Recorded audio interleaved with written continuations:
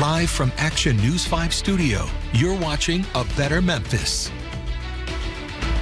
Well, right before the break here on our Better Memphis broadcast, we spoke with U.S. Representative David Kustoff of the 8th Congressional District about his hope to get the Restoring the Armed Career Criminal Act passed in this Congress. But there are critics of that possible restoration. Just City is a Memphis-based nonprofit that advocates for criminal justice reform. And joining us today is Executive Director Josh Spickler. Welcome, Josh. Thanks, guys. Thanks for having me. Glad to have you with us. First of all, what are your thoughts about this Restoring Armed Career Criminals Act?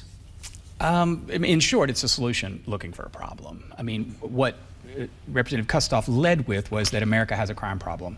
The reality is that this year it's highly likely that America will finish with fewer murders than it's ever seen, with less crime overall, and with the lowest violent crime rate since 1968. That's what's happening in America right now, according to the Real Crime Index, is that we're seeing an unprecedented decline in crime in America. And so I don't know why Representative Kustoff picked this issue and picked this way to address it, but it's quite frankly not a problem right now in America. So what is your understanding of where things are with crime right now? Well, I say that about America, but we're sitting here in Memphis, Tennessee, and as always with trends around crime and public safety, the state of Tennessee and the city of Memphis and the county of Shelby tend to lag. So we're not there yet, but we are also seeing declines in crime in Memphis. It's nowhere near what another city in America may be seeing, but we're on our way. We're tagging along like we always do on that crime data. And so I suspect that in a few years, we'll be there too. Right. Let's switch gears a little bit.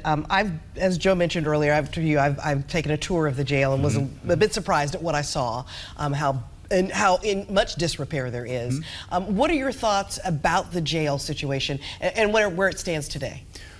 Well, the reality of what's going on at 201 Poplar is, number one, it's a crisis. It is a humanitarian crisis in that building, not because of the building itself, but because of the way we run it. The processes and the policies that are in place, the staffing, the training, the way that it's run is what creates the conditions for someone to sit in the booking area for a week, which is a story we're hearing all the time now.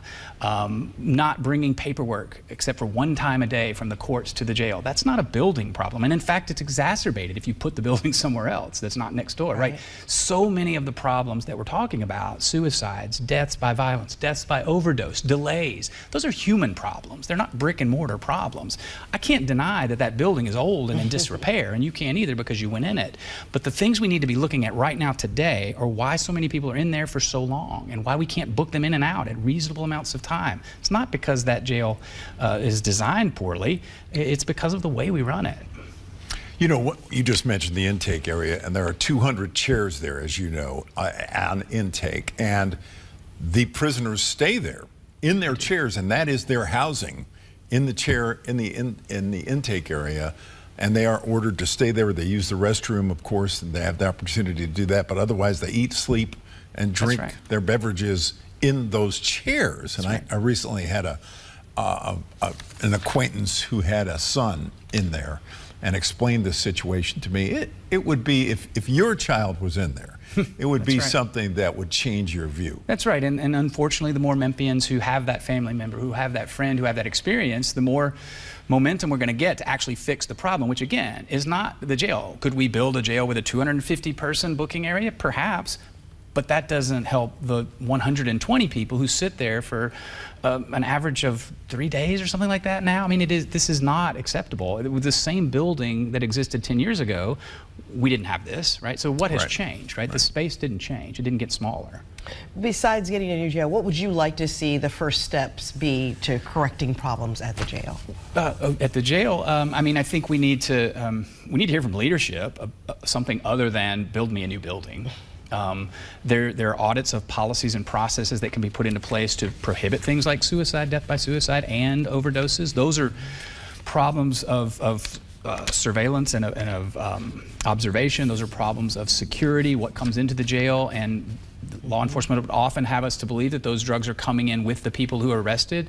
The vast majority of drugs that get into a jail are there because people bring them in out of a transaction. And there's been accountability on that recently with the sheriff's office, and I don't want to hold them totally responsible, but the training and the staffing and the policies are going to get us a long way, including the number one question, really, which I've skipped over, is who's going into that jail and why? And I've been in this room sitting talking to you all about changes we made to bail 3 years ago that actually had an impact on the population of that jail safely. We had no rearrests, we had no uptick in failures to appear, and we had a lower jail population. And the politicians seized that moment, much like Representative Kustoff is trying to seize this one, and they scared the people at 201 Poplar into locking more and more and more people up who have no business being in that jail. And now we have an overcrowding crisis, and we have a building crisis, and we have a humanitarian crisis in booking. And we found a way as a county to reduce that population safely with no negative implications to our community, and we need to get back to it. That's the first thing. Right. Thank you so much, Josh Spickler, who just gave us his elevator speech for a Just City, which is all about transforming our local criminal justice policy and practice and aiming for a system that's fairer and more equitable and more humane. And so thank you so much, sir, for your time today. We will be back in touch. Thanks. All right, but you know, one thing we know is it's hot.